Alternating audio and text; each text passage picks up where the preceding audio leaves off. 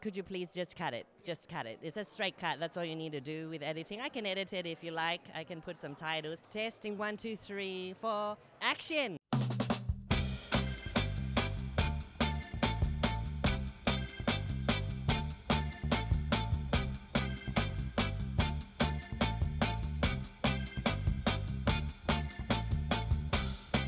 So Pat, is this your first time performing at the Tuxedo Cat?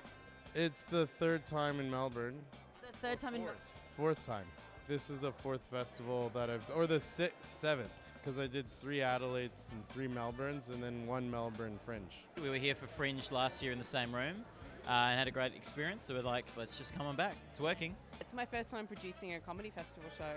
Yeah, I normally run regular storytelling shows in Melbourne at Bizarre Tales and at Grumpy's Green throughout the year. But you know, this is my first time producing a festival show. The reason that you're performing at the Tuxedo Cat, did you choose this venue because of the cat?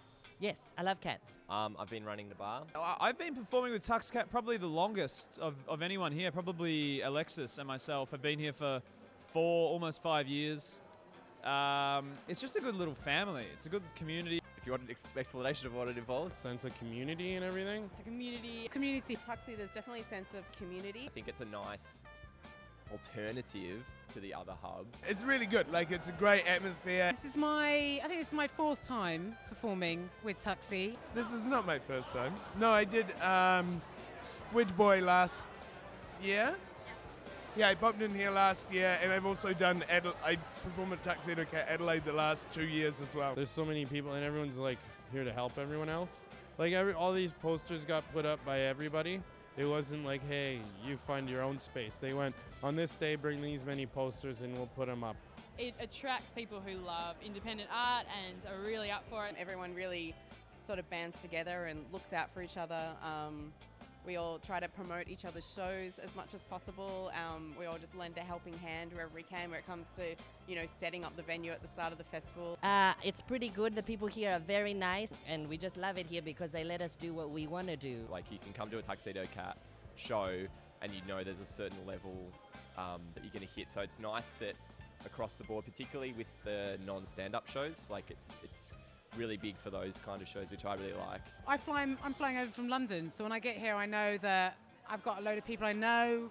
It's like a mini family away from home, and I also know that whatever the space they're in, they're going to make it look great. The rooms are going to be good, and I also know that the audience that come to Tuxedo Cat, you know, they're up for something a bit different. Like, Adelaide's really cool because that's where I tend to like start developing shows. And so there's not a huge like public audience, but all the artists like go, hey, what are you doing? Like, everyone's really interested in the work that everyone else is making because it's interesting and weird and individual, and maybe it'll fail, but everyone's kind of doing that and like, looking for something magical. What's happened to your brain this festival? It's told me it doesn't want to do this anymore. Is the fact that We're not here to talk about zoos, we're here to talk about comedy because it's a comedy festival. There are 2 shows left. And if you don't mind, there are 2 shows left, and you can come to see my show. It's called... But it's like one of those things you feel good at the end, and then your brain remembers that, and it forgets everything else, and then you just get involved again in the middle of it. You're like, why am I putting myself through this? It's like a yoga class. Have there been any highlights of the festival that you want to tell me about? Yeah, Yes. today. We did a little spot on Triple J's Good As Friday today. That was fun. What have been some highlights of your festival this year?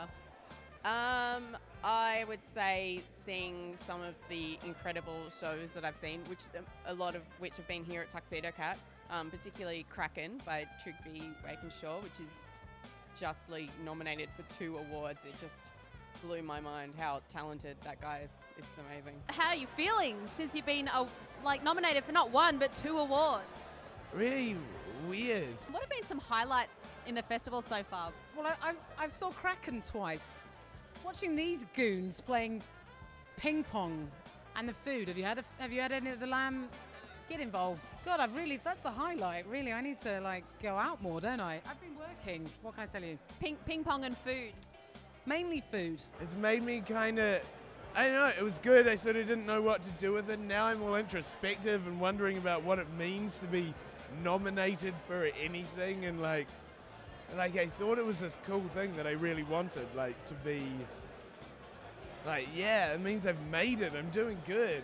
And it is, it's really nice, like, I felt very proud, but then everything turns as well, like, the relationships with other performers, like, I'm not, it shifts. Like, I'm no longer, you kind of go from being one of us to, like, one of them. I don't know, I think I hate it. What do people drink a lot of? Asahi's been going mental. I don't know why. Yep. I think people, it's $7 here and people just are amazed. So have there been any highlights this festival for you? Everyone's given me a standing ovation. Any for you, Llewellyn? Because it's a pretty strange privilege to be able to get paid to be an idiot. Thank you very much for talking with me, and I hope you recover. Oh! That was nice. You're nice.